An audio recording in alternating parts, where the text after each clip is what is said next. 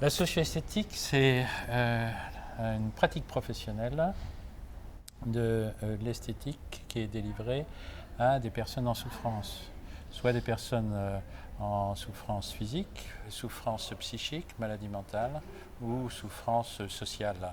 La socio-esthétique a été créée à Tours il y a maintenant 35 ans avec une association loi 1901 qui s'appelle le CODES, c'est Cours d'esthétique à option humanitaire et sociale, CODES. Cette formation a été créée par une esthéticienne qui avait vu déjà avec des médecins tous les bienfaits que pouvait amener l'esthétique auprès des malades dans le domaine de la psychiatrie. Et puis elle a vu la nécessité de connaître la pathologie, de connaître le travail en équipe pluridisciplinaire, de connaître l'hygiène, de connaître tout ce qui tournait autour d'une personne malade.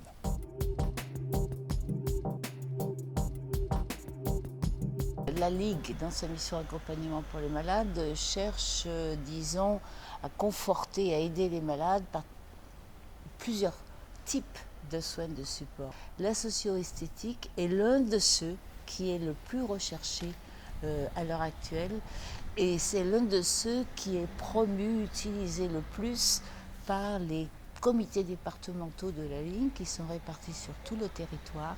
Et je rappelle que les comités départementaux de la Ligue, ce sont des bénévoles et des salariés au service des malades.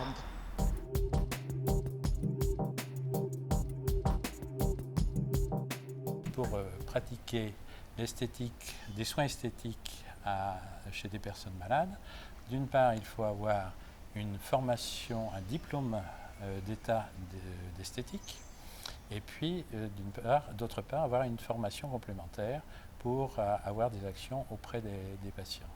Et cette formation complémentaire peut être donnée à des esthéticiennes après 2 ans d'exercice en cabine pour bien connaître leur métier. Et ensuite, cette formation qui est donnée par le CODES à Tours sur une période de 9 mois.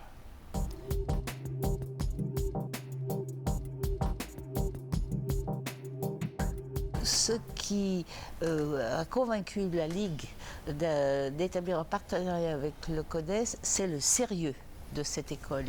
Et ça, c'est pas le cas de n'importe quelle école d'esthétique à l'heure actuelle en France. Et d'autre part, je pense que c'est le rôle de la Ligue aussi d'être vigilante. Peut-être que le CODES ne veut pas le faire, mais dans le cadre de partenariat, on pourra partager cette vigilance vis-à-vis d'entreprises, je dirais privées, à but purement lucratif et économique, qui ne correspondent pas, ces entreprises ne correspondent pas du tout à ce qu'il faut aux patients atteints de cancer.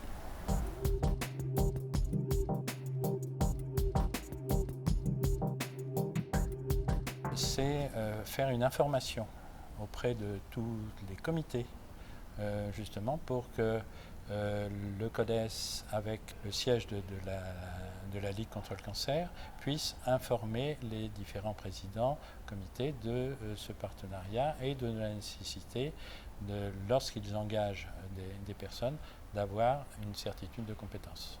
Le souci de la Ligue, c'est en fait que les soins esthétiques soient dispensés aux malades atteints de cancer avec un grand professionnalisme et un grand humanisme.